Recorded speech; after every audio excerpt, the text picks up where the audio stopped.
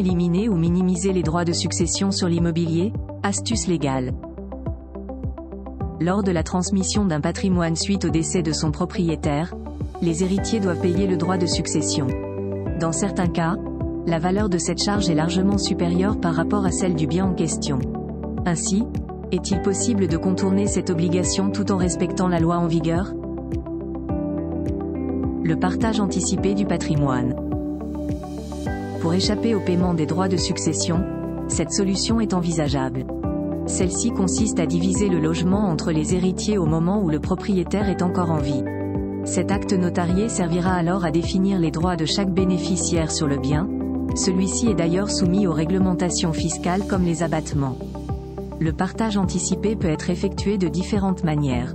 Dans un premier temps, il peut se faire grâce à l'établissement d'un testament.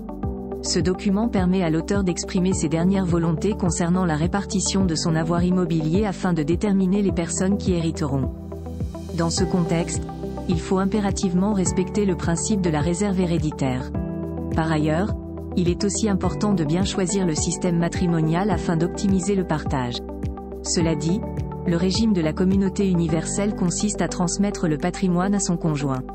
Ensuite, celui-ci le confie aux enfants pour échapper aux droits de succession. Anticipation de la transmission du bien. Afin de mieux anticiper la transmission, il est conseillé de procéder à la donation entre vifs. Ce système permet d'offrir de son vivant un patrimoine à un bénéficiaire qui peut faire partie ou non de la famille. Il existe des réglementations fiscales distinctives qui régissent cette opération. Notamment, l'abattement fiscal qui profite à chaque attributaire et dont le montant dépend du lien de parenté avec le propriétaire. Celui-ci est de 100 000 € tous les 15 ans pour les enfants, contre 15 932 € pour les frères et sœurs. Parmi les solutions proposées, il y a également le démembrement de propriété. Son principe consiste à diviser la nue propriété, c'est-à-dire le bien sans l'utilisation de l'usufruit qui définit l'usage et les revenus perçus. Cela dit, le donateur conserve le second élément et transmet le premier au bénéficiaire. Après sa disparition, les héritiers peuvent récupérer automatiquement l'usufruit sans devoir s'acquitter du droit de succession. Les dispositifs fiscaux profitables. Certains dispositifs fiscaux peuvent permettre de diminuer ou même de supprimer complètement le paiement de cette contribution. Notamment, l'exonération des droits de succession qui est en faveur des partenaires de Pacs et du conjoint en vie.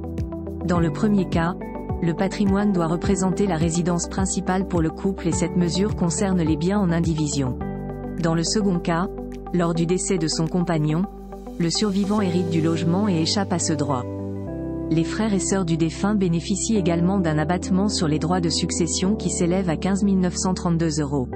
Toutefois, ils doivent remplir quelques conditions, dont être âgés de plus de 50 ans, célibataires, veufs, divorcés ou séparés du corps, invalides, avoir vécu avec le défunt depuis au moins 5 ans avant sa disparition. Les personnes handicapées profitent également d'un abattement de 159 325 € sur les droits de succession, à condition que leur infirmité les empêche de travailler.